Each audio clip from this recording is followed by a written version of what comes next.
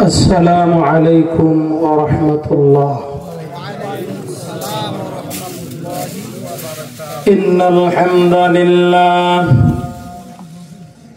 نحمده ونصلي على رسوله الكريم.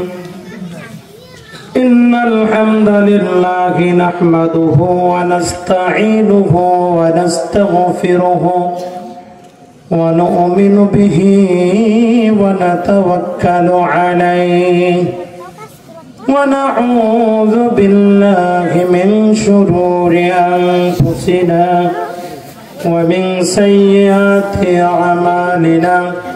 من يهده الله فلا مضل له ومن يضلله فلا هادي له. ونشهد أن لا إله إلا الله وأشهد أن محمدا عبده ورسوله الذي أرسل رسوله بالهدى ودين الحق بشيرا ونذيرا وداعيا إلى الله بإذنه وسراجا وقمرا منيرا. فقد قال الله تعالى في كلامه المجيد وفرقانه الحميد. أعوذ بالله من الشيطان الرجيم. بسم الله الرحمن الرحيم.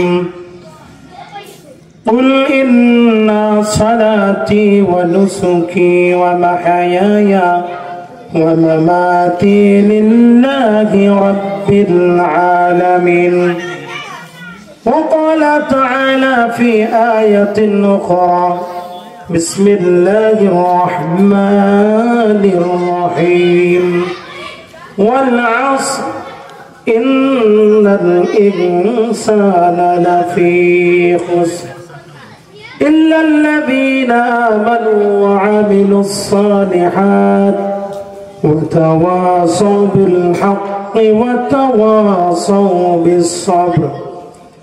وقال رسول الله صلى الله عليه وسلم من رأى منكم منكرا فليغيره بيده فإن لم يستطع فبلسانه فإن لم يستطع فبقلبه ذلك أضعف الإيمان. فقد قال تعالى في شان حبيبه إن الله وملائكته يصلون على النبي يا أيها الذين آمنوا صلوا عليه وسلموا تسليما. اللهم صل على سيدنا مولانا محمد وعلى آل سيدنا مولانا محمد. সকলে মহব্বতের সহিত অন্তর উজাড় করে দিয়ে বিশ্বনবী মুহাম্মদুর রাসূলুল্লাহ সাল্লাল্লাহু আলাইহি ওয়াসাল্লামের শানে দরুদ পড়ার ক্ষেত্রে কেউ যেন কোনো কার্পণ্য না করি। সকলে মহব্বতের সাথে পড়ি আল্লাহুম্মা সাল্লি আলা সাইয়্যিদিনা মাওলানা মুহাম্মদ ওয়া আলা আলি সাইয়্যিদিনা মাওলানা মুহাম্মদ। जी तेरी मेराज थी को तो लौहो कलम तक पहुँचा और मेरी मेराज है कि मैं तेरे कदम तक पहुँचा। अल्लाहुम्मा सल्ली अला सय्यदि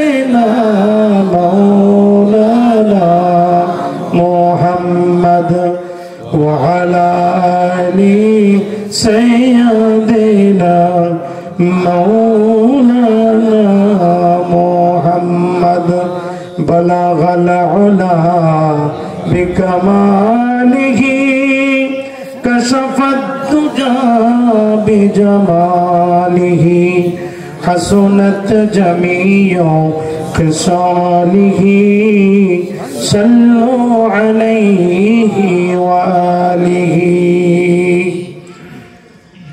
মুআজ্জাজ মুহতারাম, আজকের মাহফিলের সম্মানিত সভাপতি, উপস্থিত হাজারাত উলামায়ে কেরাম, বিশেষ করে আমার খুব মহব্বতের দুইজন মানুষ যাদের সাথে ছাত্র জীবন থেকে ওতপ্রোতভাবে সারসিনা আলিয়া পড়ার সময় আজকে যে কাঙ্ক্ষিতভাবে উনি আমাদের এখানে মেহমান হবেন, এটা আমি আনন্দিত বোধ করছি এবং খুব প্রাউড ফিল করছি যে আমাদের একদিকে বড় ভাই, আমার এখনো মনে আছে ছোট্টবেলায় তাদের এলাকায় আমার দাদা পড়াইতেন, আমার দাদার কাছে ওনারা একসময় পড়তেন, ওই মাদ্রাসায় মাহফিল হইতো জহির ভাই সহ আমি যাইতাম গজলকে, এবং উনি খুব আদর করতেন আমাকে। তো আমি ওনাকে কাঙ্ক্ষিতভাবে পাইবো এটা কিন্তু আসলে আমার এরকম একটা ইচ্ছা ছিল না, কিন্তু উনি একটা কথা বলছে যে তুমি আসছো বিধাই আসছি শুনি। এই জন্য মহান রব্বুল আলামিনের দরবারে ওনাকে স্বাগত জানাচ্ছি, সাথে সাথে অভিবাদন জানাচ্ছি নবী আলিম মাদ্রাসার আরেকজন প্রবীণ শিক্ষক মাওলানা আব্দুল খালেক সাহেব। উনিও খুব কাছের মানুষ, আমরা যখন আমি পড়তাম উনি এই আমাদের বাড়ির পাশ দিয়েই তো সবসময় গেছে দেখতাম। তো আসলে আমরা দিল খুলে প্রাণ উজাড় করে সেই স্রষ্টার উদ্দেশ্যে সকলে শুকরিয়া আদায় করি যে মহান রব্বুল আলামিন আমাদেরকে জান্নাতের বাগানে আসার তৌফিক দান করেছেন। সকলে বলি আলহামদুলিল্লাহ। শুকরিয়া যেমন করবেন, আমরা যদি শুকরিয়া যেমন করব আল্লাহ তাআলা তেমন আমাদেরকে দিবেন, এটা কোরআনের ঘোষণা। শুকরিয়া হলো কোনো ভালো জিনিসের জন্য কৃতজ্ঞতা প্রকাশ করা। তো কৃতজ্ঞতা যেমন আদায় করবেন রেজাল্ট তেমন পাওয়া যাবে। আমরা এই দুনিয়াতে যে ফলাফলগুলি পাই, রেজাল্টগুলি পাই, এটা সৃষ্টিকর্তার কাছে, আল্লাহর কাছে আপনি যেমন করে সৃষ্টির শুকরিয়া আদায় করতে পারবো মহান রব্বুল আলামিনের, ঠিক তেমনি ভাবে উনি কিন্তু রিটার্ন দেবেন, রিফান্ড করে দেবেন। সকলে বলি সুবহানাল্লাহ। এটা আমার কথা না, এটা আল্লাহ কোরআনে বলছে, লাইন শাকারতুম লাযীদান্নাকুম ওয়া লাইন কাফারতুম ইন্না আযাবি লাশাদীদ। এই পৃথিবীর মধ্যে তোমাকে আমি অনেক মহব্বতের কাছে সৃষ্টি করেছি, হে বান্দারা তোমাদেরকে অনেক আশা নিয়ে সৃষ্টি করেছি, অনেক মহব্বতের। কিন্তু আমরা ঠিক না বেঠিক? মানুষ সৃষ্টির আগে এই পৃথিবীতে মানুষ ছিল? তার আগে কি ছিল? জিন জাতি ছিল। তাই আল্লাহ সৃষ্টি করছেন না তাদেরকে? তারপরে জিন জাতির পরে আবার মানুষ কেন পাঠালেন? এ ব্যাপারে কোরআন বলছে, আল্লাহ পাক বলছেন ইন্নী জাইলুন ফিল আরদি খলিফা। ফেরেশতাদের সামনে নিয়ে জিনের আগে ফেরেশতা সৃষ্টি করলেন। ফেরেশতারা বলে ফেললেন, রব্বুল আলামিন কি দরকার আছে এই মানুষ সৃষ্টি করার? আমরা তো দুই গ্রুপ আছি, এক গ্রুপ তো বানাইছিলেন আগে, তারা তো আবার মারামারি করছে, আবার আপনি আবার জমিনে মানুষ বানাইতে চান? আল্লাহ বলছেন ইন্নী আ'লামু মা লা তা'লামুন। সকলে বলি সুবহানাল্লাহ। ফেরেশতারা যখন বললেন রব্বুল আলামিন আপনি এই পৃথিবী নামক এই জমিনে যখন আপনি এই জিন জাতি সৃষ্টি করলেন, ফাসাদ করলো, মারামারি করলো, আবার নতুন করে আর এক জাতি সৃষ্টি করার কেন চিন্তা করলেন? উনি তখন একটা রায় দিয়ে দিলেন, এ ব্যাপারে আমি যেটা ভালো বুঝি, যেটা ভালো জানি, এটা তোমরা কিন্তু জানো না। তার মানে এটা ক্লিয়ার যে মানুষ সৃষ্টি আল্লাহ তাআলার অত্যন্ত মহব্বতে। ফেরেশতারা পর্যন্ত যখন নিষেধ করলেন তাও তিনি শুনলেন না, কারণ এ ব্যাপারে তিনি জানেন কেন তিনি সৃষ্টি করবেন। এত মহব্বতের মানুষ, এই মানুষদেরকে এই পৃথিবীতে পাঠানোর পর উনি জানাই দিলেন এটি কি আমাদের চিরস্থায়ী জায়গা? উই আর রিটার্ন টু জান্নাহ। আমাদের মূল জায়গা কোথায়? জান্নাতের মধ্যে। আওয়ার মূল ডেস্টিনেশন, আওয়ার প্রিন্সিপাল ডেস্টিনেশন, আমাদের মূল গন্তব্য হলো কোথায়? জান্নাত।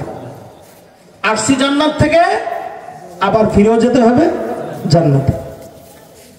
এখন আমরা কিন্তু এই দুনিয়াতে যে আমাদেরকে আল্লাহ পাক পাঠাইলেন, এটা শুধুমাত্র একটা ভ্রমণ, জাস্ট ফর ট্যুর, একটা ভ্রমণ সফরের মতো।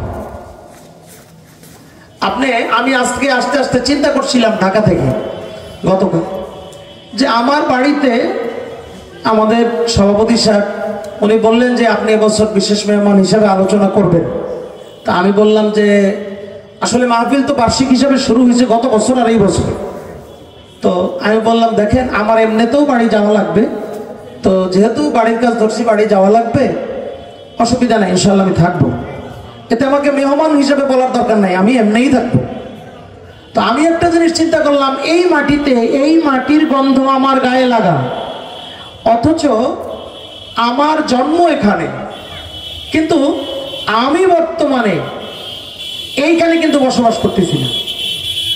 আমি যদি আমার লাইফটাকে ভাগ করি তাহলে দেখা যাবে যে আমার বসবাসের অবস্থান হচ্ছে এরকম যে ম্যাক্সিমাম টাইম আমি একটা আমার জীবনকে ভাগ করে দিয়েছিলাম। তো আমি যেই বিষয়টি আপনাদের সামনে বলতেছিলাম যে আমাদের এই দুনিয়ায় আল্লাহ রাব্বুল আলামিন যে পাঠালেন, এটা জাস্ট ফর একটা ট্যুর, একটা ভ্রমণ, আর কিছুই না। আমরা মনে করি কি আল্লাহকে ভুলে যাই কেন? এই যে মনে আমাদের ভিতরে আসলে সর্বপ্রথম যে মানব, প্রথম মানব, প্রথম নবী, বিশ্ব নবী, সর্বপ্রথম মানব যিনি ছিলেন হযরত আদম আলাইহিস সালাম, ওনাকে সর্বপ্রথম যিনি দাগা দিয়েছিলেন তার নাম কি? কি নাম বলেন তো? ইবলিস। ইবলিস কি প্রথমে ইবলিস ছিল? তিনি ছিলেন কিন্তু ফেরেশতাদের মধ্যে প্রধান, চিফ, কেউ কেউ বলছে মুআল্লিম, উনি উস্তাদ ছিলেন। বলেন তো উনি যে ইবলিস হয়ে গেলেন, কি কারণটা ছিল ওনার ভিতরে? উনি অহংকার করেছিলেন। একটি গুনাহ যেটা আল্লাহর কাছে পছন্দ হয় নাই, তিনি বলেছিলেন আমাকে সৃষ্টি করা হয়েছে আগুনের দিয়ে, আর আদমকে সৃষ্টি করা হয়েছে মাটি দিয়ে। সো এখানে মাটি, আমি তো অনেক তার থেকে ঊর্ধ্বে, মাটি থেকে আমি ঊর্ধ্বে, সুতরাং আমি তাকে সিজদা করতে পারবো না। এই অহংকারের কারণে তিনি মারদুদ হয়ে গেলেন। একেবারে এক ঘোষণায় তিনি মারদুদ, তার চেহারাটা, নুরানি চেহারাটা বিকট চেহারায় পরিণত হয়ে গেছে। সকলে বলে নাউজুবিল্লাহ। তার পাপটা কি ছিল? তার গুনাহটা কি ছিল? অহংকার। একটি অহংকারের কারণে এত বড় শ্রেষ্ঠত্বের জায়গা থেকে তাকে আল্লাহ রাব্বুল আলামিন সবচেয়ে অধম করে দিলেন। ইবলিস বললেন যে রব্বুল আলামিন, আমি এত জীবন ধরে তোমার ইবাদত করলাম, কিন্তু একটি মাত্র গুনাহ করার কারণে তুমি আমাকে অধম বানায় দিলা, আমার কিছু চাওয়া পাওয়া আছে, কি চাও তুমি? তখন তিনি বললেন যে, ইবলিস বলল যে আমি তোমার কাছে চাই, যেই আদমের কারণে আমি এত নিচু হয়ে গেলাম, এই আদমের ডাইনে দিয়ে বাম দিয়ে দুটি জিনিস আমি চাই। একটা হলো আল্লাহ তুমি আমাকে কিয়ামত পর্যন্ত হায়াত দাও। আল্লাহ বললেন দিলাম তোমার, আর কি চাও? এরপরে বলল যে আমাকে এই যেই আদমের কারণে আমার এই সম্মান সবচেয়ে নিকৃষ্টতম জায়গায় আমি চলে গেলাম, আমি যেন এর সামনে দিয়ে, ডান দিয়ে, পিছন দিক দিয়ে, সকল দিক দিয়ে আমি যেন তাকে খুঁচাইতে পারি, তোমার পথ থেকে ফিরাইতে পারি। বলছে সেটাও দিলাম। কেমন হইল কারণ বিষয়টা? যে সব যদি দিয়ে দেয় তাহলে কেমন হয়ে গেল বিষয়টা? ইবলিসকে এত পাওয়ার দেওয়ার কারণেই কিন্তু এই দুনিয়ার মধ্যে সূরা ফাতিহার মধ্যে আমরা প্রতিদিন সূরা ফাতিহা কিন্তু আমরা জানি এইটা কোরআনুল কারীমের সবচেয়ে মর্যাদাপূর্ণ একটি সূরা। এই সূরাটাকে প্রত্যেক রাকাতে এটা ফরজ করা হয়েছে।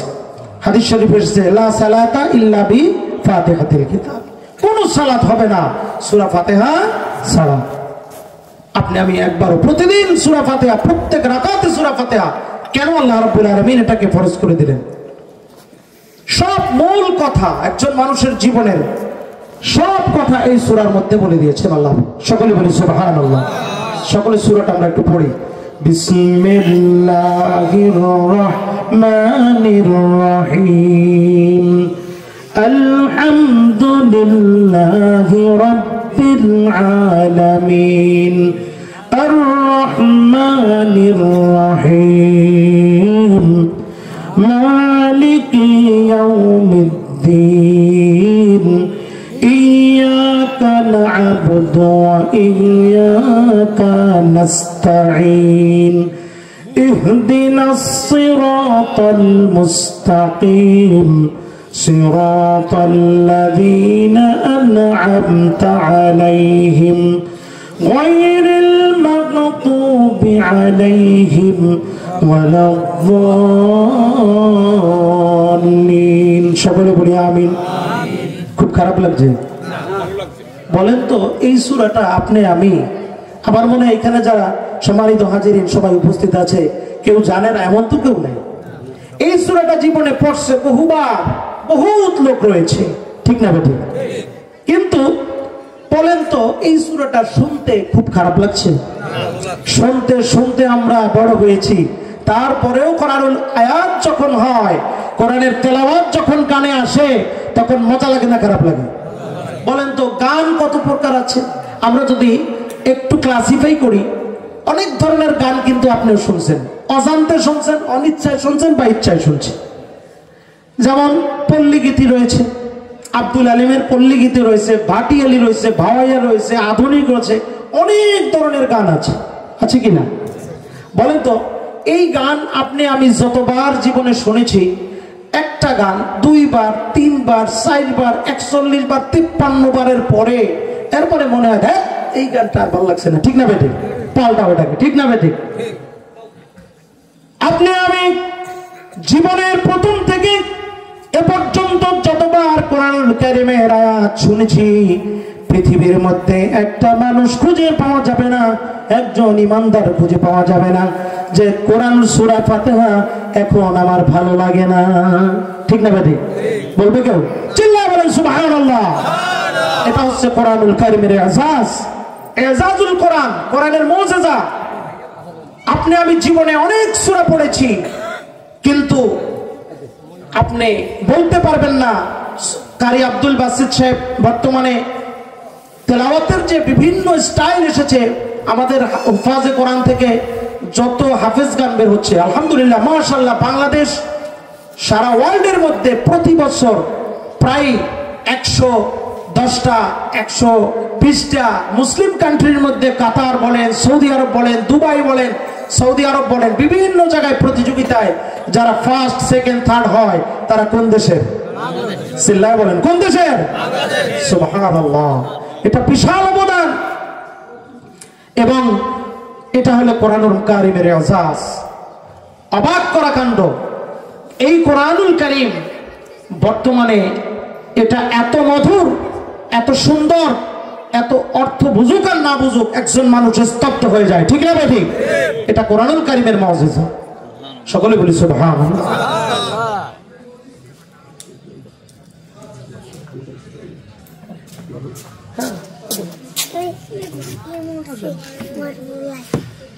এখানে একটি বিষয় আমাদের খেয়াল করতে হবে যে আমরা জীবনে অনেক কিছু গান বলি, কবিতা বলি, অনেক সংস্কৃতি বলি, কিন্তু কোরআনুল কারীমের কোন মুমিন হৃদয় কোরআন শোনার সাথে সাথে সেখানে তার হৃদয়, তার অন্তরাত্মা পরিতৃপ্ত হয়। এমনকি আপনি যদি অন্য কোনো ধর্মের লোক বসা থাকে, সে এর মুজিজার কারণে সে আস্তে করে সে স্তব্ধ হয়ে যাবে, সে নিস্তব্ধ হয়ে যাবে এবং সেখানে সিজদায় লুটায় যেতে বাধ্য হবে। সকলে বলি সুবহানাল্লাহ।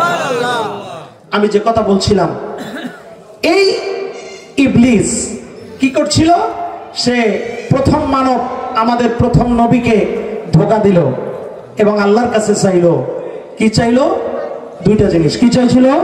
দুইটা জিনিস। একটা জিনিস কি? কিয়ামত পর্যন্ত হায়াত। আর একটা কি চাইছিল? যে আমাকে এই আদম এত মহব্বতে তুমি সৃষ্টি করলা, কিন্তু এই আদমকে যেন আমি চতুর্দিক দিয়ে কি করতে পারি? তোমার পথ থেকে ফেরাই যেতে পারি। আল্লাহ বলে দিয়েছিলেন যে দিলাম তোমাকে পাওয়ার। এখন কেমন একটা হয়ে গেল না? তাই এই কারণেই তো আমরা বিভিন্ন সময় ভুলে যাই, বিভিন্ন সময় অপকর্মে লিপ্ত হয়ে যাই। শুনলে অবাক হয়ে যাবে। এখন আপনার আমার কাছে একটু খটকা লাগতে পারে যে আল্লাহ তাহলে এই এত পাওয়ার দিল কেন? এত পাওয়ার যে দিল, তাহলে তো এই কারণেই তো আমরা এই বিভিন্ন সময় বিভিন্ন কাজের কারণে আমাদের তো নিস্তার নাই। এটা না দিলেই তো পারত। আপনি যদি আবারও চিন্তা করি, আমার বিশ্বনবী মুহাম্মদুর রাসূলুল্লাহ সাল্লাল্লাহু আলাইহি ওয়াসাল্লামকে আল্লাহ রাব্বুল আলামিন পাঠালেন দুনিয়াতে। যেই জন্য পাঠালেন, যেই মিশনের জন্য পাঠালেন, ইসলাম প্রতিষ্ঠার জন্য পাঠালেন, তখন সেই সময় সেই অবস্থায় সেই জায়গায় অবস্থার পরিবেশ কেমন ছিল? শয়তানি পরিবেশ না জান্নাতি পরিবেশ? কি পরিবেশ ছিল? শয়তানি পরিবেশ ছিল না? টোটাল শয়তানি পরিবেশটাকে সোনার মানুষে রূপান্তর করে দিলেন আমার নবী বিশ্বনবী মুহাম্মদুর রাসূলুল্লাহ সাল্লাল্লাহু আলাইহি ওয়াসাল্লাম। সকলে বলি সুবহানাল্লাহ। কেমনে করেছিলেন? তাহলে তো ইবলিস, এত ইবলিস, আল্লাহ রাব্বুল আলামিন বললেন, হে ইবলিস, তোমার দুইটা চাওয়া আমি পূরণ করে দিলাম, কিন্তু ইবলিস মনে রাখবা, আমার বান্দারা যাদেরকে আমি মহব্বত করে সৃষ্টি করেছি, এই বান্দা গুনাহ করার পর যখন চতুর্দিক থেকে গুনার কারণে, তোমার গুনার কারণে, তোমার দাগার কারণে গুনাহ করবে, তুমি ডান দিক দিয়ে গুনাহ করাইবা, বাম দিক দিয়ে গুনাহ করাইবা। এই বান্দা গুনাহ করার পর এক পর্যায়ে যখন দুহাত তুলে আসমানের দিকে তাকায় বলবে, রব্বুল আলামিন, ইয়া রব্বুল আলামিন, অনেক গুনাহ করেছি, আমি অনেক গুনাহগার, রব্বুল আলামিন তুমি ছাড়া আমার কোনো মাফ করার আর কেউ নাই। মাবুদ গো, আমি ওয়াদা করলাম আমি আর জীবনে এই গুনাহ করব না। রব্বুল আলামিন তুমি যদি ক্ষমা না করো, পৃথিবীতে ক্ষমা করার মতো এমন তো কেউ নাই। হে ইবলিস, ডান দিক দিয়ে বাম দিক দিয়ে তুমি যতই তুমি তাকে দাগা দিয়া গুনার মধ্যে ফেলাইবা, যখন আমার এই বান্দা আসমানের দিকে তাকায়া আমার কাছে ক্ষমা চাইবে, আমি জান্নাত থেকে অবারিত ক্ষমা দিয়ে তাকে মাফ করে দেব। চিৎকার দিয়ে বলেন সুবহানাল্লাহ। একটা জায়গায় ইবলিস ভুলে গেছিল, সেটা কোনটা? উপরের দিক। কোন দিক? সব দিক বলছে যে ডাইন দিক দিয়ে আমি আমু, কই দিলাম। বাম দিক দিয়ে আসবো, বলে দিলাম তোরে পাওয়া। সামনে দিয়ে দেবো দাগা, দিলাম। পিছন দিক থেকেও দাগা দেবো, দিলাম। কিন্তু ইবলিস ভুলছে কোন জায়গায়? উপরের দিক থেকে। সুবহানাল্লাহ। সকলে বলি সুবহানাল্লাহ। এত প্রিয় বান্দাদেরকে আল্লাহ সৃষ্টি করলেন, আল্লাহ ক্ষমা করে দিবেন। আল্লাহ পাক কোরআনে বলছেন, লা তাকনাতু মির রাহমাতিল্লাহ, ইয়া কুল ইয়া ইবাদিয়াল্লাযীনা আসরাফু আলা আনফুসিহিম লা তাকনাতু মির রাহমাতিল্লাহ। হে বান্দারা, কুল, হে নবী আপনি বলে দিন, হে আমার বান্দারা, তোমরা যারা নিজেদের নফসের উপরে, নিজেদের জীবনের উপরে অত্যাচার করেছো, গুনাহে জর্জরিত হয়ে গেছো। আমাদের মধ্যে কিছু মানুষ আছে, দেখবেন তারা মনে করে কি জানেন, যে আপনি দেখবেন কাউকে জিজ্ঞেস করবেন, ভাই নামাজ পড়তে আসো, তুমি তো নামাজ পড়ো না। ঠিক আছে ভাই, পড়বো না। প্রথম প্রথম কিন্তু বলবে পড়বো না, ডাইরেক্ট বলবে না। নামাজের দাওয়াত দেন, একজন একটা দিনের দাওয়াত দেন, প্রথমে কিন্তু না বলবে না, যেহেতু তার মধ্যে ঈমান আছে। কি আছে? ঈমান আছে। সে কিন্তু ডাইরেক্ট নিষেধ করতে পারবে না। হয়তো নামাজ সে পড়ছে না, অভ্যাস তৈরি হয় নাই, কারণ ঈমানের নূর তার ভিতরে আছে। তাকে শুধু এখন মডিফাই করতে হবে, তাকে শুধু নিয়ে আসতে হবে, আহ্বান করতে হবে, তার মধ্যে ঝালাই করতে হবে, আস্তে আস্তে নূরটা আরো বেশি ঝলকানি দেওয়া হবে। সকলে বলি সুবহানাল্লাহ। কিন্তু কাউরে নামাজ পড়ে না বিদায় তাকে আপনি ঠেলে দেবেন, তাকে অহংকার করবেন, এটা করা যাবে না। মহব্বত করতে হবে। আল্লাহ রাসূল সাল্লাল্লাহু আলাইহি ওয়াসাল্লাম তার যে জীবন আদর্শ, তিনি ইহুদির বাড়িতে মেহমান হয়েছেন, তিনি খ্রিস্টানের বাড়িতে মেহমান হয়েছেন, আবার তিনি দাওয়াত তার বাড়িতে যখন আসছেন কাউকে তিনি ফিরায় দেন না। সকলে বলি সুবহানাল্লাহ। দিনের সম্পর্ক এইভাবে, দিন প্রতিষ্ঠার জন্য কাউকে জোর জবরদস্তি করার প্রয়োজন নেই। আপনার আদর্শ দিয়ে দিনের কাজই হলো আপনার আমার আদর্শ দেখে আরেকজন লোক এখানে অভিভূত হয়ে যাবে, দিনের মধ্যে চলে আসবে। সকলে বলি সুবহানাল্লাহ। ঠিক এইভাবে একটা আল্লাহ রাসূল সেই সমাজকে বিনির্মাণ করেছিলেন। এখানে যে বিষয়টা আমি আপনাদেরকে বলতে চাইছিলাম, এত মহব্বতের মানুষদেরকে আল্লাহ সৃষ্টি করলেন, এত মহব্বত করার পরেও কিন্তু এই মহব্বতের মানুষ ভুল করবে আর নিয়ামতের যখন শুকরিয়া করবে আল্লাহ বলছেন আমি নিয়ামতকে আরো বহু বহু গুণে বাড়িয়ে দিই। সকলে বলি সুবহানাল্লাহ। কেমনে কবে বাড়িয়ে দেবেন? লা আযীদান্নাকুম। এখানে আল্লাহ পাক অত্যন্ত শক্ত ভাষায় বলেছেন, অবশ্যই অবশ্যই। এখানে লাম তাকিদ আর নুন তাকিদ, আরবি গ্রামাটিক্যালি ভাষায় লা আযীদান্না, আমি জিয়াদা করে দেবো, অবশ্যই অবশ্যই। এখানে প্রথম একটি লাম আছে আর নুন আছে, তাসদীদ রয়েছে, এই দুইটা দিয়ে আল্লাহ পাক এই বিষয়টাকে দৃঢ় করেছেন, দৃঢ় থেকে দৃঢ়তর। যারা মুমিনরা কোন নিয়ামতের শুকরিয়া আদায় করবে আল্লাহ রাব্বুল আলামিন এই নিয়ামতকে আরো বেশি বেশি গুণ বহু গুণে বাড়িয়ে দেবেন। সকলে বলি সুবহানাল্লাহ। আজকে সূরা ফাতিহার আলোকে আমি আপনাদের যে বিষয়টা মেসেজ দেওয়ার জন্য আমি সূরা ফাতিহাটা তেলাওয়াত করলাম, ইবাদত। ইবাদত আসলে কি? আমরা প্রতিনিয়ত আল্লাহ রাব্বুল আলামিন আমাদেরকে এই জিনিসটা শিখিয়ে দিয়েছেন। ইবাদত বলতে কি জিনিস, এই জিনিসটা আমরা বুঝতে গিয়ে, আর এই সূরার ভিতরে আরেকটি বার্তা হলো আমরা প্রতিনিয়ত আল্লাহর কাছে বলি ইয়াকা না'বুদু ওয়া ইয়াকা নাস্তাঈন। এই আয়াতের অর্থ কি আমরা অনেকে জানি। হে রব্বুল আলামিন, ইয়াকা না'বুদু ওয়া ইয়াকা নাস্তাঈন, তোমারই আমরা ইবাদত করি আর তোমারই কাছে আমরা সাহায্য প্রার্থনা করি। সকলে বলি সুবহানাল্লাহ। সমস্যাটা কোথায় জানেন? ইবাদত নিয়ে, ইবাদতের যে ক্লাস, ইবাদতের যে ধরন, এটা আমাদের বুঝতে সমস্যা হয় বা সমস্যা হচ্ছে সমাজে, বা মানুষ বুঝার কারণে কোনটা ইবাদত আর কোনটা ইবাদত না, এটার কারণেই কিন্তু এত মত পার্থক্য হয়ে গেছে।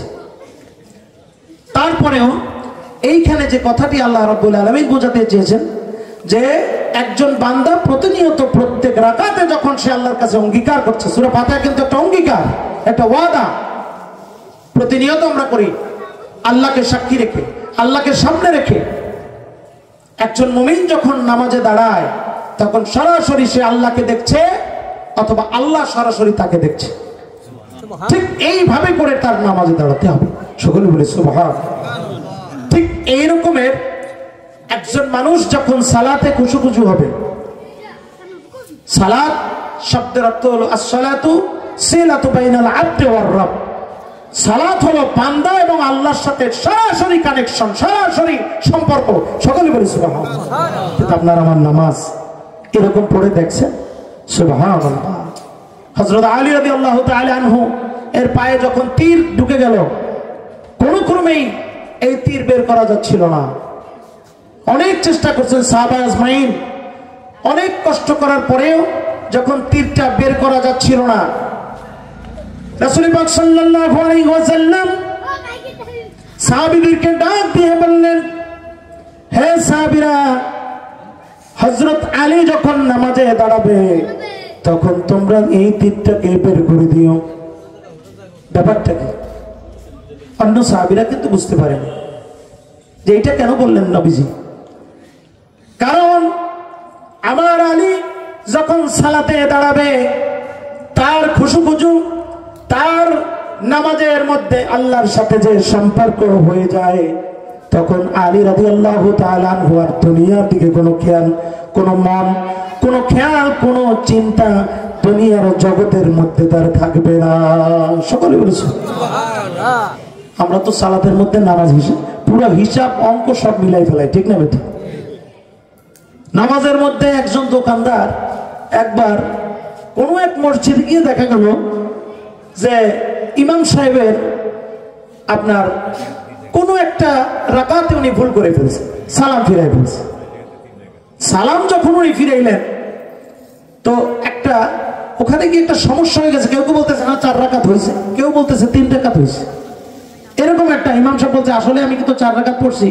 ম্যাক্সিমাম লোকে বলতেছে যে না হুজুর আপনার মনে হয় সামথিং রং, মনে হচ্ছে যে আপনি আসলে পড়েন নাই পুরা। কেউ কেউ আবার বলে ফেলছে না হুজুর হয়ে গেছে 4 রাকাত। উনিও পড়ে গেছে একটা বিপদ। একজন মুসল্লি দাঁড়ায় বলতেছে না নামাজ আজকে 3 রাকাতেই হয়েছে, কোনো সন্দেহ নাই। বলছে কেমনে বললেন আপনি এরকম এত সত্য কথা?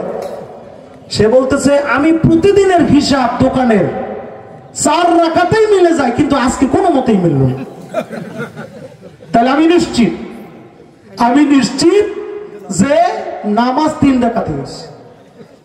প্রতিদিন আমার 4র্থ রাকাতে গিয়ে হিসাব মেলে, কিন্তু আজকে 3 রাকাতে গিয়ে মিলছে। এতে আমি নিশ্চিত। এ হলো আমাদের সালাত, আছে না নাই?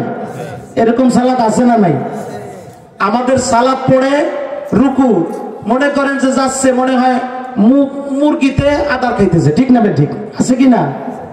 তাহবিলুল আরকান সালাতের মধ্যে ওয়াজিব, নামাজের মধ্যে ধীরস্থিরতা ওয়াজিব।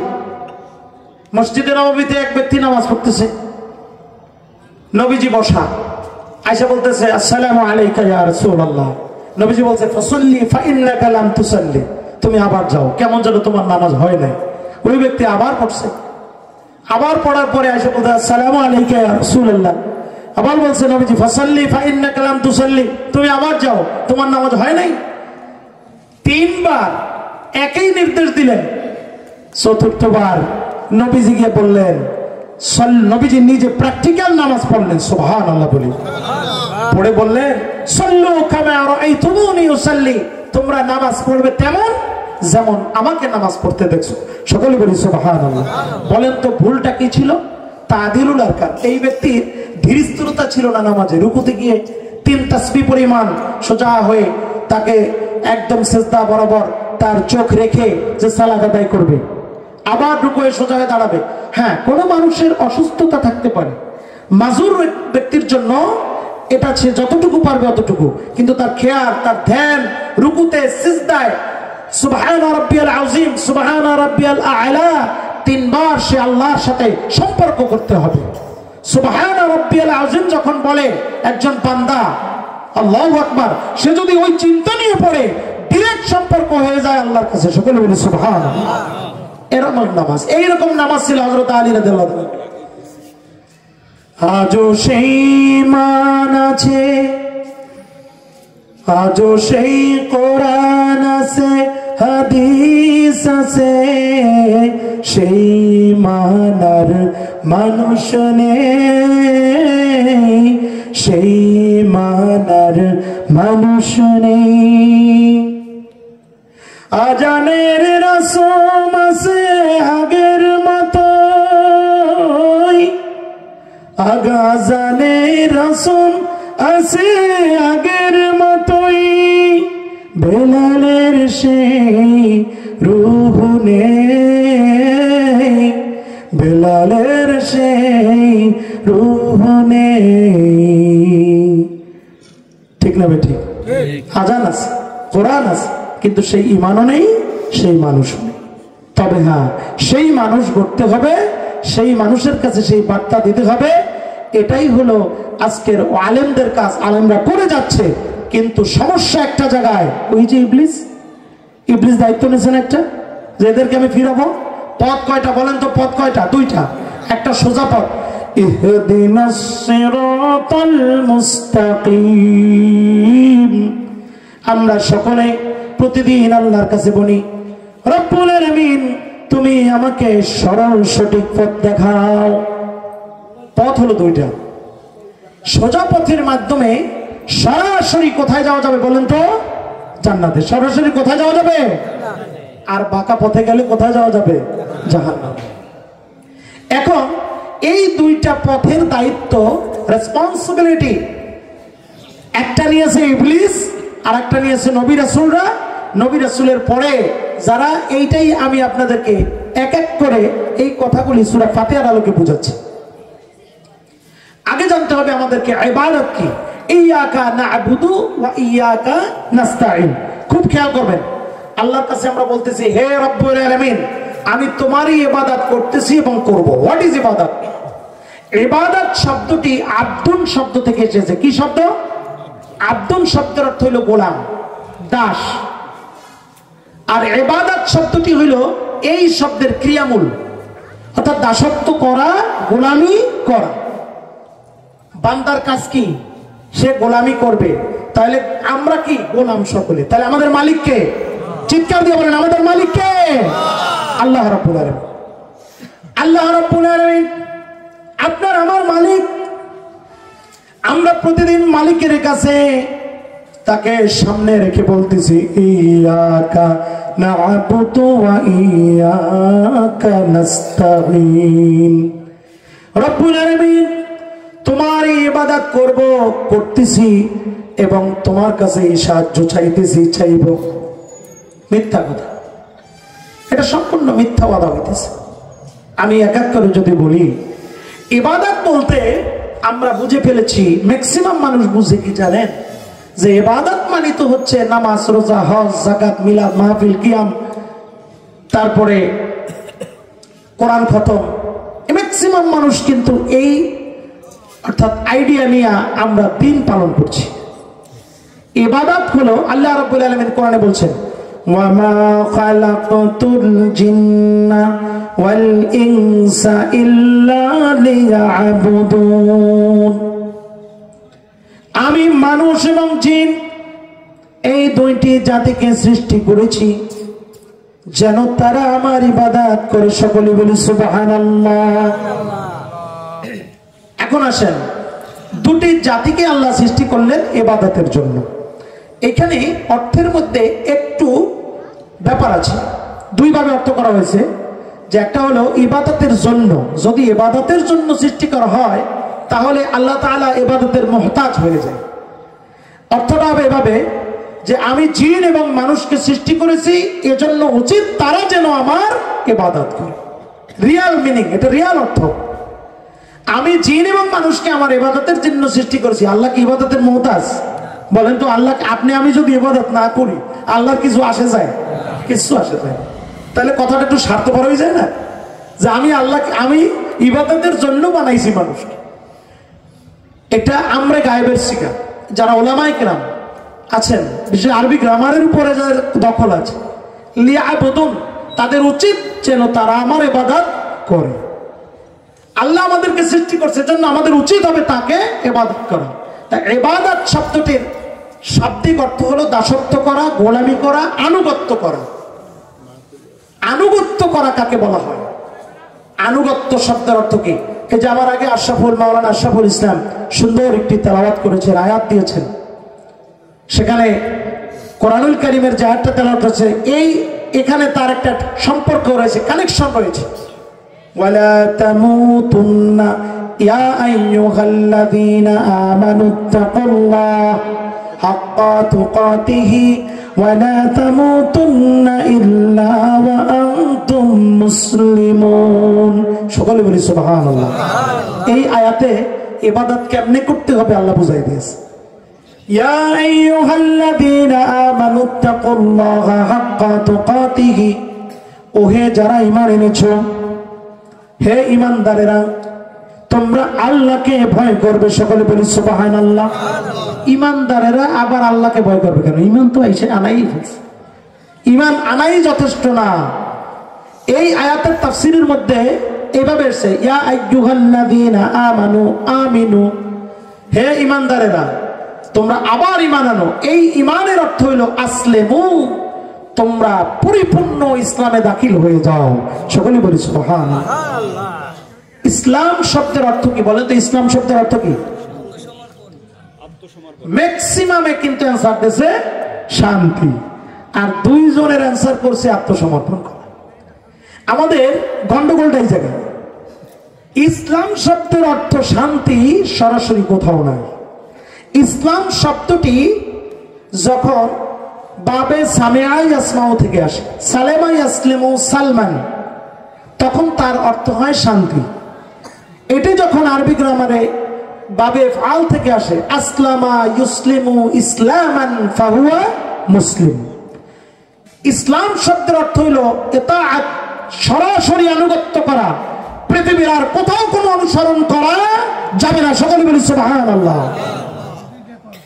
ইমানদারকে আল্লাহ ডাক দিয়ে বলতেছে, হে ইমানদারেরা, তোমরা ঈমান আনো হাক্কা তুকাতিহি, এমন ভাবে যেটা আসলে প্রকৃত ঈমান।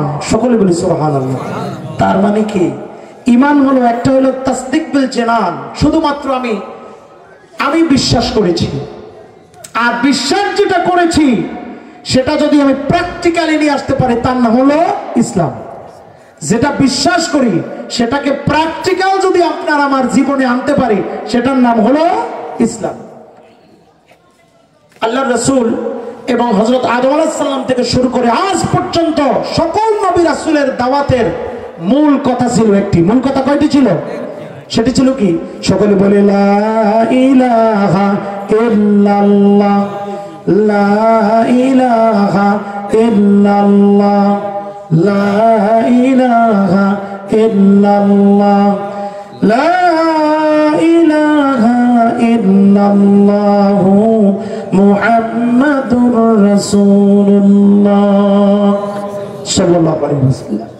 এখানে এই যে কালিমা, এই কালিমা হযরত আদম আলাইহিস সালামের জাতির কাছেও ছিল, সর্বশেষ নবী মুহাম্মদুর রাসূলুল্লাহ সাল্লাল্লাহু আলাইহি ওয়াসাল্লাম তারও কাছে একই কালিমা ছিল। এখন লা ইলাহা ইল্লাল্লাহর মধ্যে কি বলা হয়েছে?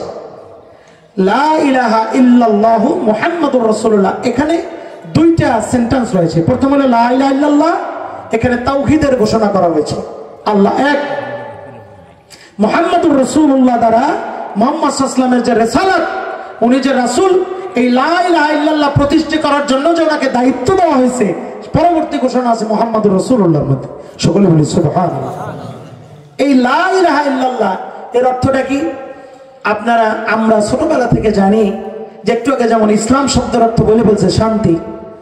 ইসলাম শব্দের অর্থ শান্তি তখন হবে, ইসলাম একজন মানুষ যখন কোরআন হাদিসের প্রত্যেকটা হুকুম, আল্লাহর নির্দেশকে তার ব্যক্তিগত জীবন, পারিবারিক জীবন, সামাজিক জীবন, রাষ্ট্রীয় জীবন, আন্তর্জাতিক জীবন পর্যন্ত নিতে পারবে, তখনই হবে সেই সমাজের শান্তি। ঠিক না ভাই? আল্লাহ রাব্বুল আলামিন বললেন, ফামান তাবিআ হুদায়া ফালা খাউফুন আলাইহিম ওয়ালা হুম ইয়াহজানুন। সকলে বলি সুবহানাল্লাহ। যে ব্যক্তি আমার বিধানকে, ফামান তাবিআ হুদায়া, যে আমার হুদাকে, আমার এই কোরআনকে, আমার এই বিধানকে যে ব্যক্তি অনুসরণ করবে, আনুগত্য করবে, ফালা খাউফুন আলাইহিম, তার জন্য কোনো ভয় নাই, তার উপরে কোনো ভয় নাই, ওয়ালা হুম ইয়াহজানুন, তাদের জন্য কোনো চিন্তা নাই। সকলে বলি সুবহানাল্লাহ। আল্লাহ বলছে শর্ত, ফামান তাবিআ হুদায়া, আমার এই কোরআন, আমার এই বিধানকে যে আনুগত্য করবে, ওই যে আসলামা, যে ব্যক্তি মেনে নেবে, যে ব্যক্তি তার জীবনের সাথে প্রত্যেকটার সাথে কানেকশন দিতে পারবে, এইটার সাথে বাস্তবে জীবন সাজাতে পারবে, সেই সমাজে, সেই পরিবারে কোনো অশান্তি থাকবে না। সকলে বলি সুবহানাল্লাহ। যে উদাহরণটা দিয়েছিলাম, বিশ্ব নবীকে যখন যেখানে পাঠানো হয়েছিল, পৃথিবীর ইতিহাসে সবচেয়ে নিকৃষ্টতম সমাজ ছিল কিনা? ছিল। বর্তমানে এত খারাপ নেই। পৃথিবীর ইতিহাস, সমস্ত ঐতিহাসিকগণ একমত হয়েছে যে জাহিলি যুগের যে অবস্থা এত ন্যাক্কারজনক ছিল, ঐতিহাসিক নিকল হাউসেন, ঐতিহাসিক ওয়েল হাউসেন, তারপরে যত ঐতিহাসিকগণ রয়েছে প্রত্যেকে কমেন্ট করেছে, পৃথিবীর ইতিহাসে এত বড় ন্যাক্কারজনক অবস্থা সামাজিক, যেখানে একটা নারীকে, একটা কন্যা সন্তান জীবন্ত হওয়ার সাথে সাথে তাকে জীবিত কবর দেওয়া হতো। সকলে বলি নাউজুবিল্লাহ। আমাদের সমাজেও কিছু জাহিলি আচরণ শুরু হয়ে গেছে, তবে অতটা না। কথা হলো, সেই সমাজটাকে আল্লাহ তাআলা নবীজির মাধ্যমে সোনার সমাজে উপহার দিয়েছিলেন। ঠিক না বেটে? নবীজি যখন এই ইসলামের দাওয়াত দেয়, সর্বপ্রথম কে ইসলাম গ্রহণ করেছে বলেন তো? এক ফার্স্ট আবু বকর সিদ্দিক না, সর্বপ্রথম ঈমান এনেছে ওনার স্ত্রী খাদিজাতুল কুবরা রাদিয়াল্লাহু তাআলা, উনি প্রথম বিশ্বাস করেছে। এরপরে বিশ্বাস করেছে হযরত আবু বকর সিদ্দিক রাদিয়াল্লাহু তাআলা। হযরত খাদিজা রাদিয়াল্লাহু তাআলা আনহা তিনি কখন কনফিডেন্ট হইলেন, কখন আশ্বস্ত হইলেন যে এখানেই আল্লাহ তাআলা এই মহামানবকে, আমার স্বামীকে মহামানব হিসেবে পাঠালেন? আপনি যদি দেখেন, আচ্ছা আরেকটা চিন্তা করে দেখেন, আমার বিশ্বনবী মুহাম্মদুর রাসূলুল্লাহ সাল্লাল্লাহু আলাইহি ওয়াসাল্লাম 40 বছরে নবুয়ত প্রাপ্ত হয়েছেন। কত বছরে? 40তম। 39 বছর পর্যন্ত ওনার জীবনের ইবাদত কি ছিল? একটু আগে আমি ইবাদতের সংজ্ঞা আপনাদেরকে ক্লাসিফাই করছিলাম যে আমাদের সমাজ ইবাদত বলতে নামাজ, রোজা, হজ, যাকাত। নবীজির জীবনে 40 এর আগে নামাজ ছিল, হজ ছিল, যাকাত ছিল, মিলাদ কিয়াম ছিল, কোনো কিছু ছিল? তাহলে কি ছিল? আল্লাহু আকবার। না, কলেমাটাও তো ছিল, কলেমাই তো আসে না। একত্ববাদ ছিল তাওহীদের, এটা পুরানো থেকে যেভাবে আসছে, শুধু একটা জায়গাতে ছিল। তাও উনি বিশ্বাস করতেন, বিলিভ করতেন যে হায় হায় আমি কোন সমাজে আইলাম, সবাই তো দেখি যে স্রষ্টা মানে কয়েকজন। কাবা ঘরে যেখানে 360টা পর্যন্ত মানতে মানতে সংখ্যা কত বাড়ছে? 360। কিন্তু রুবুবিয়াত, উলুহিয়াত একমাত্র আমার আল্লাহ হবে আল্লাহ। লা ইলাহা ইল্লাল্লাহ এর অর্থটা কি আমি ব্যাখ্যা করব। লা ইলাহা ইল্লাল্লাহ, নাই কোনো মাবুদ আল্লাহ ছাড়া। বলেন তো এটা না বোঝার আরেকটা কারণ আছে। এর আগে বোঝানো হয়তো আল্লাহ বিনে কোনো মাবুদ নাই। তা আমরা বাঙালি মানুষ, আপনি ওয়াজ করতেছেন বা বুঝাইতেছেন আল্লাহ আল্লাহ বিনে কোনো মাবুদ নাই, তা বাঙালিরা বুঝবে কেমনে? আল্লাহ মানি আল্লাহ, বিনে মানি আবার ফার্সি শব্দ, মাবুদ আবার আরবি শব্দ, শুধু নাই হলো বাংলা। আমরা যারা বসা আছি এখানে, লা ইলাহা ইল্লাল্লাহর অর্থটা যদি বলে আল্লাহ বিনে কোনো মাবুদ নেই, তাহলে আপনি কেমনে বুঝলেন? আমরা সবাই বাঙালি না? কিন্তু এখানে প্রত্যেকটা শব্দ করা হয়েছে একটা ফার্সি দিয়া, একটা আরবি দিয়া। মাবুদ মানে কি? মাবুদ নাই। হোয়াট ইজ মাবুদ? মাবুদুন এই শব্দটা আব্দুন থেকে আসছে, ইসমে মাফুলের সিগা। মাবুদুন যার ইবাদত করা হয়, মান লাহুল ইবাদা ফাহুয়া মাবুদ, যার জন্য ইবাদত করা হবে তাকে বলা হয় কি? মাবুদ। তাই ইবাদত মানে কি? গোলামি। যার জন্য গোলামি করা হবে তিনি কে? আল্লাহ। যার হুকুম মানা হবে তিনি কে? সৃষ্টি যার, হুকুম তার। সৃষ্টি যার, হুকুম তার। একটা দ্বন্দ্ব ছিল, হাজারত ওলামায়ে কেরামদের থেকে যে কথাটা আসছে, সেই সময় একটা দ্বন্দ্ব ছিল। কাফেররা, আবু জাহালরা, উতবা, শাইবা, যারাই ছিল রাসূলের প্রধান দুশমন, কালেমার দাওয়াতের দুশমন, তারা প্রত্যেকে বুঝে ফেলেছিল, বুঝে বুঝে দুশমনি করেছে। আর আমার নবীজিকে আল্লাহ তাআলা এই একটা তাওহীদের দাওয়াত নিয়ে এসেছে। মানুষের জীবনে শুধু যদি লা ইলাহা ইল্লাল্লাহ এটা মানা যায়, আপনি বিশ্বাস করবেন আপনার গ্যারান্টি, জান্নাতের গ্যারান্টি আল্লাহ রাসূল দিয়েছেন না? মান ক্বালা লা ইলাহা ইল্লাল্লাহ দাখালাল জান্নাহ, আল্লাহ রাসূল ঘোষণা করছে। যে ব্যক্তি বলতে পারবে লা ইলাহা ইল্লাল্লাহ, আমি রাসূল তার পক্ষে জান্নাতের জিম্মাদার হয়ে গেলাম। সকলে বলি সুবহানাল্লাহ। কারণ আপনি আমি বলতে পারি লা ইলাহা ইল্লাল্লাহ তো কতবার জীবনে কইলাম, তা জান্নাত তো কয়েক হাজার কেনা হয়ে গেছে। বুঝে শুনে পড়তে হবে। আবু জাহালরা, উতবারা, শাইবারা বুঝে বুঝে বিরোধিতা করেছিল। আপনি আমি বুঝতে পারি না লা ইলাহা ইল্লাল্লাহ। লা লাইন অফ ডিফেন্স, খুব খেয়াল করে বুঝবেন। লা যখন বলা হয় কিচ্ছু নাই, কোথাও নাই, there is no anything excepted by Allah, আল্লাহ ছাড়া আর কেউ থাকতে পারবে না, কারো হুকুম চলবে না, কারো বিধান চলবে না, বিধান চলবে কার? আল্লাহ রাব্বুল আলামিন। সকলে বলি সুবহানাল্লাহ। এই দাওয়াত ছিল হযরত আদম আলাইহিস সালাম থেকে শুরু করে আজ পর্যন্ত প্রত্যেকের একটাই দাওয়াত। আর এই মেসেজের কারণে আল্লাহ রাসূল শত্রু হয়ে গেলেন, গেলেন নাকি না? নবীজি যখন দাওয়াত দিলেন, উতবা, শাইবা, আবু জাহালরা প্রত্যেকে বিরোধিতা শুরু করে দিল যে এ তো আমাদের উপরে কুঠারাঘাত শুরু করে দিয়েছে। কুঠারাঘাতটা কি? যে আমরা কাকে মানবো? আল্লাহ বলতে আমরা তো লাত, মানত, উজ্জা এরা হইল আমার প্রভু। নাউজুবিল্লাহ, সকলে বলেন নাউজুবিল্লাহ। কিন্তু নবীজি দাওয়াত দিলেন যে না, এটা চলবে না। তোমাকে আমাকে যিনি সৃষ্টি করছেন উনি যে হুকুম দেবেন ওই হুকুমটাই হলো তোমার আমার জীবনের জন্য, এটাই ইবাদত। আর এই কথার যে স্বীকৃতি দিতে পারবে, আমি গ্যারান্টি দিলাম সেই ব্যক্তি সরাসরি যে জান্নাতে চলে যাবে। সকলে বলি সুবহানাল্লাহ।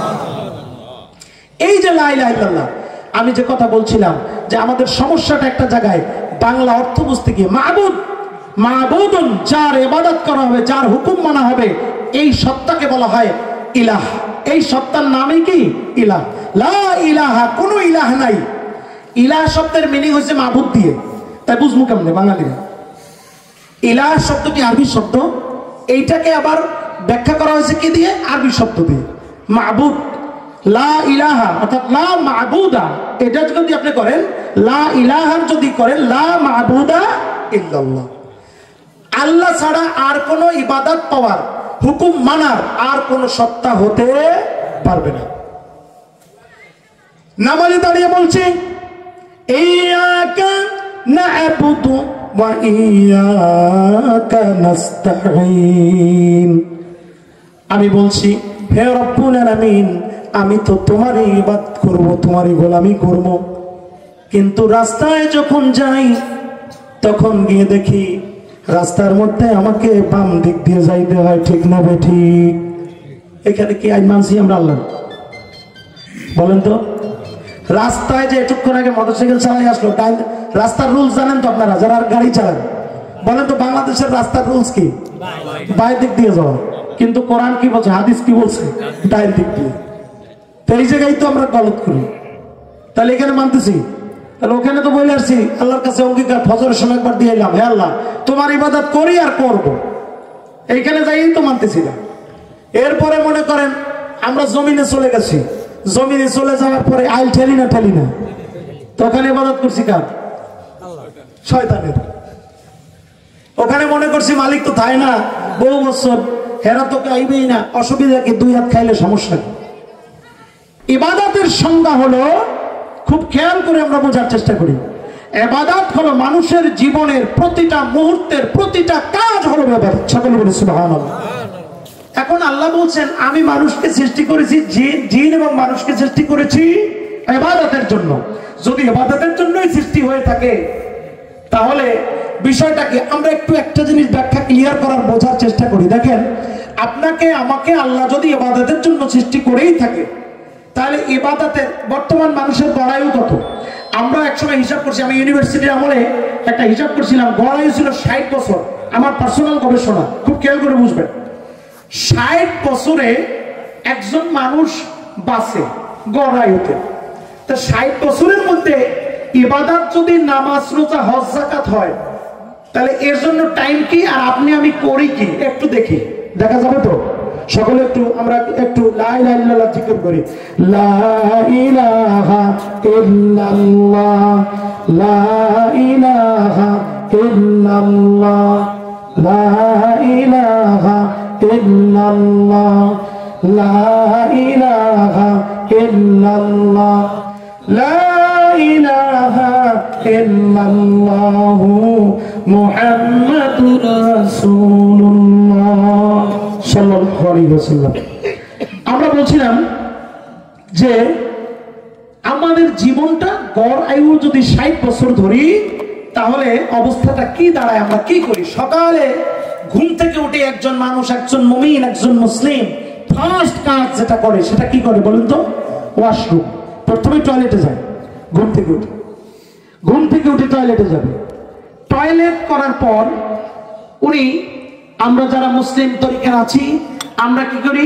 সেখানে টয়লেটের দোয়া পড়ে আমরা ঢুকবার, দোয়া যারা না পড়ি এমনিতেই ঢুকে যাই, মাশাআল্লাহ, চোখ ডলতে ঢুকে যাই। আবার কেউ আছে তো মাশাআল্লাহ সেখানে ভিটামিন সি একটা সাথে থাকে, ওটা না হলে টয়লেট ক্লিয়ারই হয় না, ঠিক না ঠিক? এরকম আছে আমাদের সমাজে। পেট খুব খারাপ, কেমনে ভালো হয়?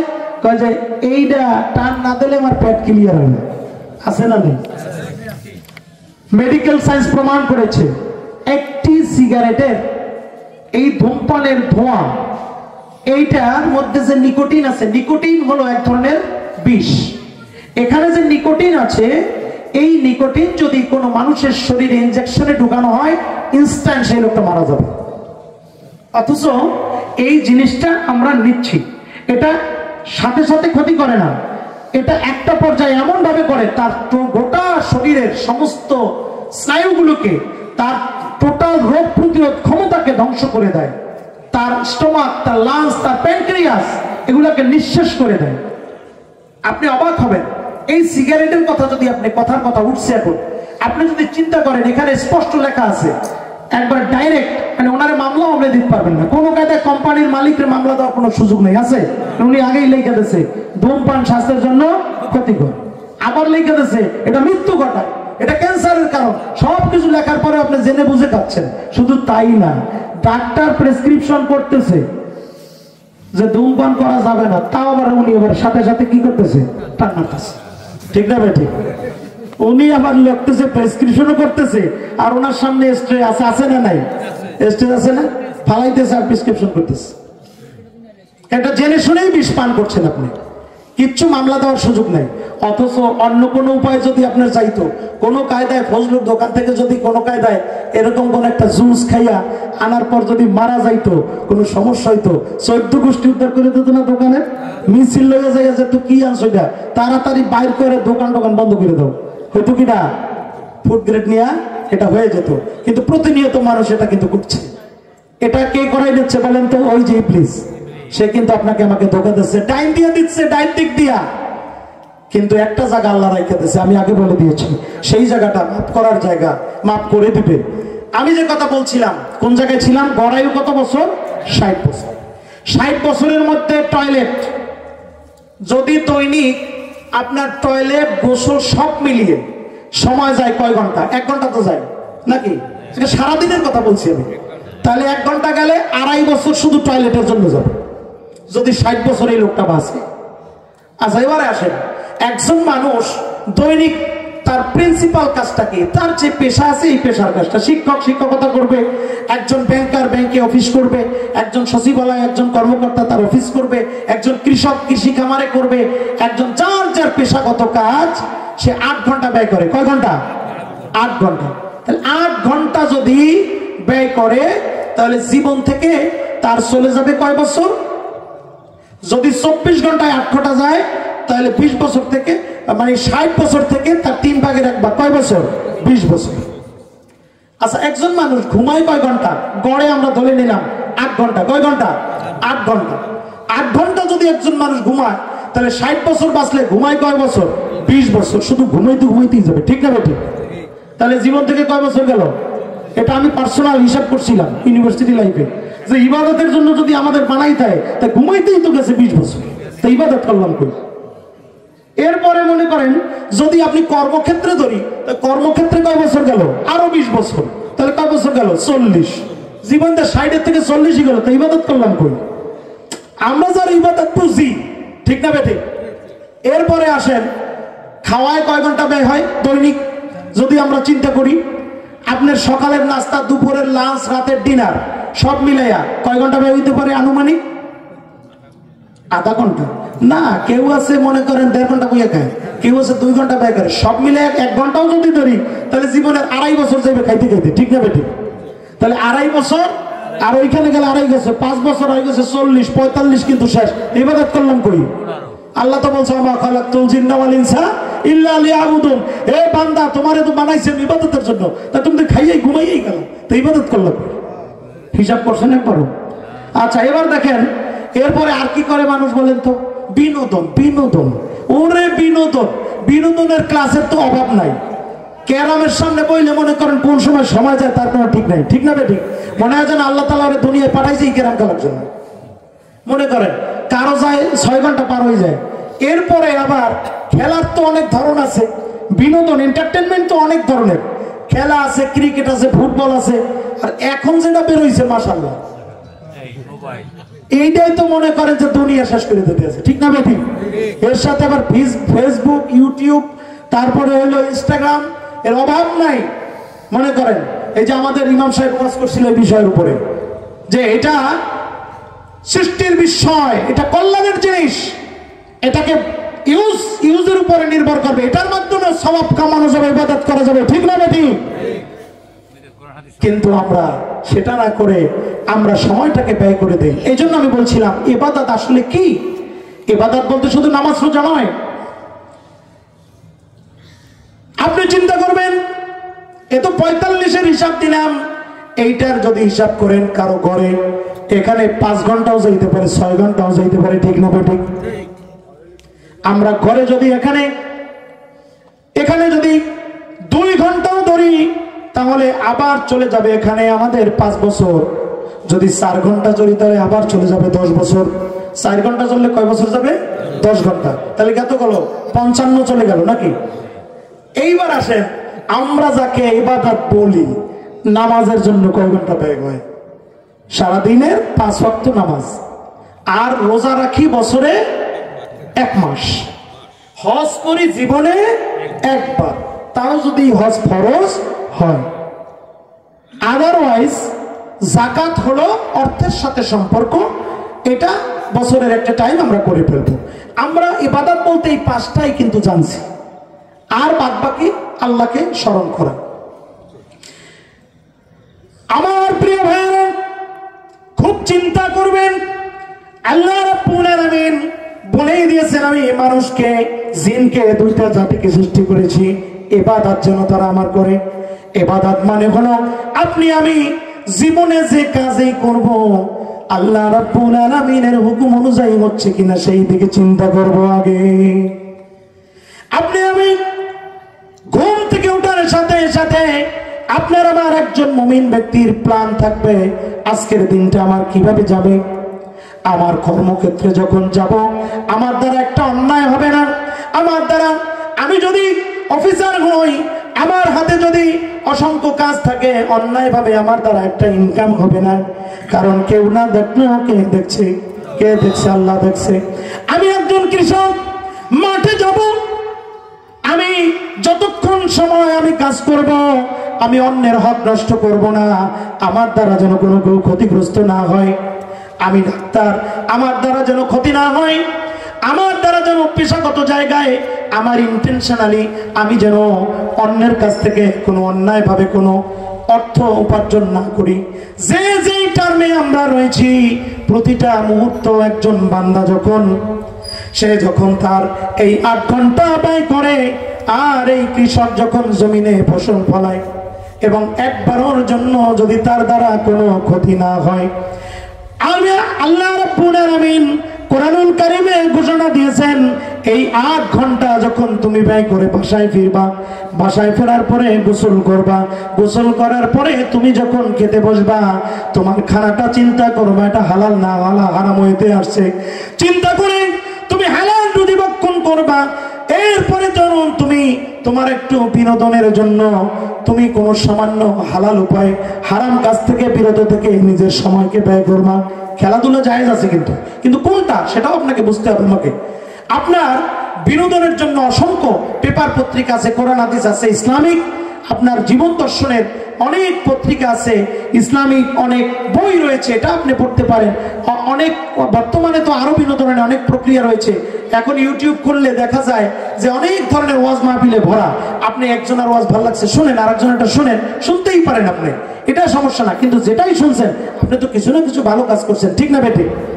এইভাবে যদি আপনার বিনোদন কাটেন, এই বান্দা যখন ঘুমাতে যাবে, ঘুমের করে যখন আস্তে করে বালিশের সাথে মাথাটা হেলান দিয়ে দেবে, আল্লাহ রাব্বুল আলামিন এই যে ফেরেশতা 2 জনকে রেখে দিয়েছেন, উনি কিন্তু সকাল থেকেই লিখে যাচ্ছে, ঠিক না বেটে? লিখতে লিখতে আল্লাহ রাব্বুল আলামিন তার যে এখানে যে সুন্দর একটা প্রোফাইল খুলেছেন, যেদিন আপনার আমার জন্ম হয়েছিল, আপনারা দেখবেন এই প্রযুক্তি দিয়ে নিজেকে বিচার করবেন। আজকে এই যে প্রযুক্তি, এটা বিশাল দান আল্লাহ রাব্বুল আলামিনের। আল্লাহ রাব্বুল আলামিন এই জিনিসটা দিয়েছেন যারা আবিষ্কার করেছে, সুবহানাল্লাহ। আজকের এক সময় এটা দেখে কল্পনা করবেন, চিন্তা করবেন, এক সময় আমরা আমাদের জাতীয় কবির নাম কি? কাজী নজরুল ইসলাম।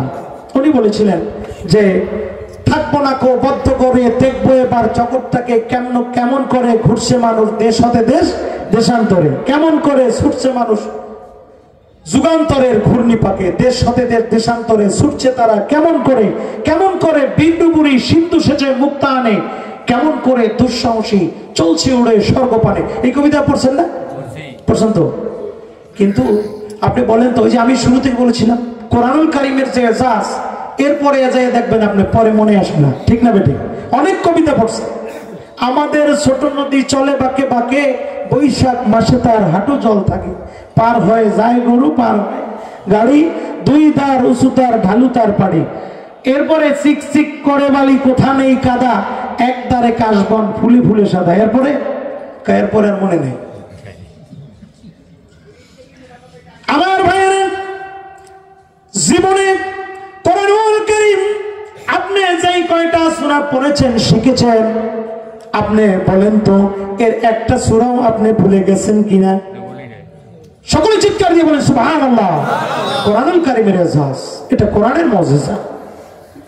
এখন কথা হলো যে বলতেছিলাম যে মানুষের জীবনের 20 বছর যেই 20 বছর কর্মক্ষেত্রে কাটাবে মানুষ, একটা অন্যায় করবে না, একটা ডিসঅনেস্ট কাজ করবে না, এইটাই হলো আমলে সলে। এটার নাম কি? আমলে সলে, ভালো কাজ, সৎ কাজ। আল্লাহ রাব্বুল আলামিন গ্যারান্টি দিয়েছেন, ইন্নাল্লাযীনা আমানু ওয়া আমিলুস সলিহাত কানাত লাহুম জান্নাতুল ফিরদাউসি নুজুলা। সকলে বলি সুবহানাল্লাহ। যে ব্যক্তি ঈমান আনবে আর ভালো কাজ করবে, আমি তার জীবনের জান্নাতের গ্যারান্টি আমি আল্লাহ রাব্বুল আলামিন দিয়ে গেলাম। সুবহানাল্লাহ। যে কথা বলছিলাম, আল্লাহর নবীজিকে 40 বছরের আগে ওনার জীবনের কাজ ছিল তাওহীদ আর ছিল ভালো কাজ। তাওহীদ প্রচার না, তাওহীদে বিশ্বাস এবং ছিল ভালো কাজ। এই কাজের মাধ্যমে একজন মানুষ যাবে জান্নাতে। আপনি আমি এমনও লোক দেখা যাবে কিয়ামতের দিন, তার জীবনে নামাজ ছিল, রোজা ছিল, হজ ছিল, যাকাত ছিল, কিন্তু জান্নাতের দরজার সামনে গিয়ে আর জান্নাতে যেতে পারবে না, দাঁড়িয়ে যেতে হবে। আল্লাহ রাব্বুল আলামিন বলবে, ফেরেশতারা ঘটনাকে এর আটকাইলা কেন?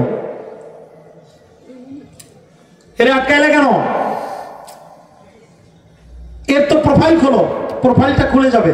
আচ্ছা বলেন তো, যারা ফেসবুক অ্যাকাউন্ট আছে, আপনি যেদিন থেকে ফেসবুকে যা তো পোস্ট দিয়েছেন, এটা কি মুছে গেছে না আছে? সব আছে। প্রযুক্তি, আল্লাহ বলছেন ওয়ামা উতিতুম মিনাল ইলমি ইল্লা কালিলা, আমি তোমাদেরকে অল্প জ্ঞান দিয়ে সৃষ্টি করেছি। সেই অল্প জ্ঞানের অবস্থা যদি এই হয়, যে কবিতাটা বলছিলাম জাতীয় কবির, উনি বলছিলেন যে বিশ্বটাকে দেখবো আমি আপন হাতের মুঠায় পুরে। এই কবিতার শেষে উনি বলছেন, একটু আগে যে সংকল্প কবিতাটা বললাম, এই কবিতার শেষে উনি বলছেন বিশ্বটাকে দেখবো আমি আপন হাতের মুঠায় পুরে। ঠিক না বেঠিক? ওনার এই কবিতা লিখে গেছে কত বছর আগে? আপনি যদি হিসাব করেন, উনি মারাই তো গেছে প্রায় কত বছর হইল? বাংলা সাহিত্যের কে আছেন? 80-র দশকে মারা গেছে না উনি? 80-র দশকে মারা গেছে। 80-র দশকে মারা যাওয়ার পরে আবার কিন্তু 1980, তার মানে প্রায়, আর এই কবিতা যদি লিখে থাকে এর থেকে আরো 40 বছর আগে, তাহলে ওখানে 20 আর এখানে যে মনে করেন 24, এরপরে আরো মনে করেন যে আছে এখানে 40, তার মানে 85-90 বছর আগে উনি কল্পনা করছে, যেটা আজকে সেটা বাস্তব। সকলে বলি সুবহানাল্লাহ। বিশ্বটাকে দেখবো আমি আপন হাতের মুঠায় পুরে। আজকের বিজ্ঞান। এখন বলেন তো এখানে জ্ঞান কতটুকু জানেন? আল্লাহ বলছে, হাদিস শরীফে আসছে, ইল্লা কালিলা। কলিল কি? কলিল কতটুকু? এটার ব্যাখ্যায় ওলামায়ে কেরামগণ লিখছেন, কলিল হলো সেই সামান্য পরিমাণ, যে সেই ক্ষুদ্রকে কলিল বলা হয়, যেটা আপনি যদি এই জাররা আছে না, জাররা, এই জাররা বলা হয় কাকে? অণু, পরমাণু, যেটা খালি চোখে মানে সরাসরি কোনো মানুষ মাইক্রোস্কোপে দেখা যায় না, তাকেও যদি 70,000-এর উপরে ভাগ করেন, তারপরেও এটাকে খুঁজে পাওয়া যাবে না। এই জ্ঞান যদি পাওয়ার হয় এত, সুবহানাল্লাহি ওয়া বিহামদিহি। আপনি দেখেন এখানে বসে আপনি যা করছেন, মুহূর্তের মধ্যে পৃথিবীর অন্য প্রান্তে পৌঁছে যাচ্ছে। তাহলে আল্লাহর কাছে কত বিশাল জ্ঞান রয়ে গেছে। ওই যে ব্যক্তিকে জান্নাতের দরজায় আটকায় দেওয়া হবে, প্রোফাইলটা খোলা হবে, কত সালে কোন গ্রামে, বিন্না গ্রামে, অমুক তারিখের জন্ম হয়েছিল মাওলানা আখতারুজ্জামানের, প্রোফাইল খোলো। ঘটনাটা কি? দেখো তার জীবনে কি কি কাজ আছে। এত নামাজ পড়ছে, শর্ষিন আলিয়ায় পড়ছে, ইসলামী বিশ্ববিদ্যালয়ে পড়ছে, অনেক বড় মাপের আলেম ছিল, যত কিছু করছে, কিন্তু এখন মাগ আর কোনো কাম হইব না, কারণ আটকাই যাইতে হইবে। কেন আটকাইবে বলেন তো? একটার বিনিময় চান না, সেটা হলো একজন মানুষের মধ্যে যদি তাকওয়া থাকে। কি থাকে? তাকওয়া। ইন্নামা আকরামাকুম ইনদাল্লাহি আতকাকুম। আল্লাহ বলছেন আমার কাছে সম্মানিত ওই ব্যক্তি যে ব্যক্তি তার জীবনে সবচেয়ে বেশি তাকওয়ান হতে পেরেছে। সকলে বলি সুবহানাল্লাহ। তাকওয়া কাকে বলা হয়? আল্লাহর ভয়, গুনাহ থেকে বেঁচে থাকার সে ব্যক্তি একমাত্র তাকওয়া ওই ব্যক্তির মধ্যে, যেই ব্যক্তি ওই যে 8 ঘন্টা কাজ করতেছে, কিন্তু প্রত্যেকটা কাজের সময় মনে করছে, ব্যবসায়ী মনে করছে আমার ব্যবসায় যেন হারাম না যায়, একজন অফিসার মনে করছে আমার দ্বারা যেন কর্মে কোনো কাউকে ঠকানো না হয়, আমার দ্বারা যেন অন্যায়ভাবে ঘুষ না দেওয়া হয়, আমার দ্বারা যেন আমার অন্যের জমির আইল ঠেলা না হয়। একজন মানুষ তার জীবনের প্রত্যেকটা কর্মে যখন আল্লাহকে ভয় করবে, প্রতি মুহূর্তে আল্লাহর কথা স্মরণ হবে। আল্লাহ বলছেন এই যে 20 বছর তোমার জীবনে তুমি কাজ করেছো, আর এরপরে যখন 8 ঘন্টা তুমি ঘুমাইলা, এই 40টা বছর আমি তোমার আমলনামায় ইবাদত হিসাবে কাম করে নিলাম। সকল বলি সুবহানাল্লাহ। ইবাদত হয়েছে তো। আর যদি আমরা ইবাদত ওই অল্প কয়েকটাকে বুঝে ফেলি, তাহলে কিন্তু আল্লাহর ওই আয়াতের সাথে কন্ট্রাডিক্টরি হয়ে যায়। আমি মানুষকে ইবাদতের জন্য সৃষ্টি করেছি, হিসাব করে দেখি ইবাদতই তো করলাম না, ঘুমাইলাম, খাইলাম। সুবহানাল্লাহ। এই যে থাকবো না বদ্ধ করে কবিতা, জাতীয় কবি উনি লিখে গেছেন, ওনার অনেক অবদান রয়েছে। আল্লাহ রাব্বুল আলামিন এই ব্যক্তিকে বলা যায় না কার কোনটার কারণে ওনাকে আবার নাজাত দিয়ে দেবেন। এটা একমাত্র নাজাতের মালিক আল্লাহ তাআলা। কারে কখন করবেন সেইটার জায়গা বলছি, কখন নাজাত করবে। এই যে আখতারুজ্জামান মাওলানাকে আটকাই দেবে, এই অমুককে আটকাই দেবে, যাইতে পারবেন না। কেন যেতে পারবেন না? হে আল্লাহ, আমার তো প্রোফাইল খুলে দেখা যাচ্ছে সবুজ আর সবুজ। সবুজ মানে কি? যে সবুজ হলো সে তো নামাজ পড়ছে, রোজা করছে, হজ করছে, যাকাত দিছে, সব করছে, কোনোটাই তো কমতি নাই। মানুষেরও দান সৎকার করছে মাঝে মধ্যে, এটাও কমতি করে নাই। তাহলে আটকাইলো কেন? কোন কারণে আটকাইলো? কিন্তু দেখা যাবে প্রোফাইল খুঁজে অমুক জায়গার একটা হক নষ্ট করছিল। কি নষ্ট করছে? অন্য মানুষের হক, অধিকার তিনি দেয় নাই। বান্দার হক, আল্লাহর হক যদি আপনি আমি কোন কারণে নষ্ট করে দেই, আল্লাহ এই জন্য একটা আয়াত আমি তেলাওয়াত করেছিলাম, কুল ইয়া ইবাদিয়াল্লাযীনা আসরাফু আলা আনফুসিহিম লা তাকনাতু মির রাহমাতিল্লাহ। হে বান্দা, তুমি আমার ইবাদত করতে গিয়ে, আমার হুকুম পালন করতে গিয়ে যদি কোনো সময় ভুল করে ফেলো, আর যদি তুমি মনে করো, আমি প্রথম আলোচনায় বলেছিলাম যে ভাই তুমি নামাজ পড়ো না, নামাজ পড়তে আসো, এটা আল্লাহর ইবাদত। রোজা রাখো না, আল্লাহর হুকুম। হজ করো না, হজ ফরজ হয়েছে, আল্লাহর হুকুম। যাকাত দেয় না, আল্লাহর হুকুম।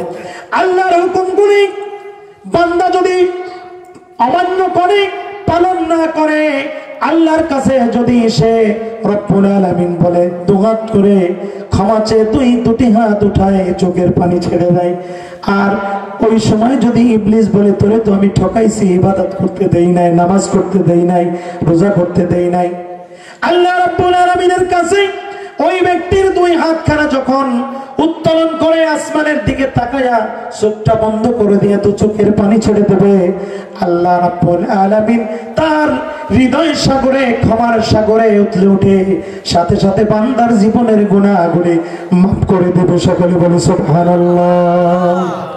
কিন্তু আটকাই দেবে ওই জায়গায় আটকাবে। একজন মানুষের হক যদি আপনি নষ্ট করে দেন, আল্লাহ রাব্বুল করে আসবেন এখনই। আচ্ছা, আল্লাহ রাব্বুল আমাদের প্রধান মেহমান এখনই চলে আসবে। আমি একেবারেই শেষ করে, তার ইবাদত আমরা বুঝছি তো, জীবনে ইবাদত হবে আপনি আমি যে কাজটাই করব, প্রত্যেকটা কাজে আল্লাহকে ভয় করে, স্মরণ করে যখন করব, তখনই সেটা আল্লাহ ইবাদত হিসাবে কাউন্ট করে নেবে। সকলে বলি সুবহানাল্লাহ। আমরা একেবারে শেষ পর্যায়ে চলে এসেছি।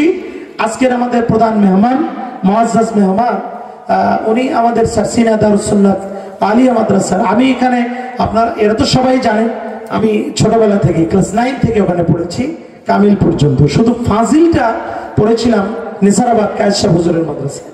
তো যাই হোক কোনো কর্মে তো এই উনিও আমার একই মাদ্রাসার, যেহেতু উনি ওখানের উস্তাদ, ওনার সাথে আমার সরাসরি কোনো দেখা হয় নাই, আজকে হয়তো দেখা হবে। তো আমার বন্ধু বান্ধব ওখানে আছে দুইজন, ওখানের টিচার মাওলানা মাহমুদুল মনির হামিম ও আমার বন্ধু, তারপর নজরুল স্যার ইংলিশ স্যার হিসেবে পরিচিত, ওখানে চেনে সবাই, এরা দুইজন আমার সরাসরি ক্লাসমেট। তো যাই হোক আমি বলছিলাম যে তাহলে আমাদেরকে আটকে দেবে একটা কারণে, সেটা হলো আমার দ্বারা যদি কোনো একটা বান্দার হক নষ্ট হয়ে যায়। এখান থেকে পরিত্রাণের উপায় কি?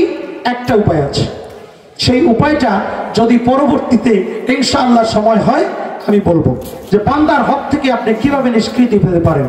আল্লাহ রাব্বুল আলামিন আমাদেরকে তার দ্বীনকে পরিপূর্ণভাবে আমাদের জীবনের প্রতিটি পরতে পরতে আমল করার তৌফিক এনায়েত করুন। সকলে বলি আমিন। আসসালামু আলাইকুম ওয়া রাহমাতুল্লাহি ওয়া বারাকাতুহু।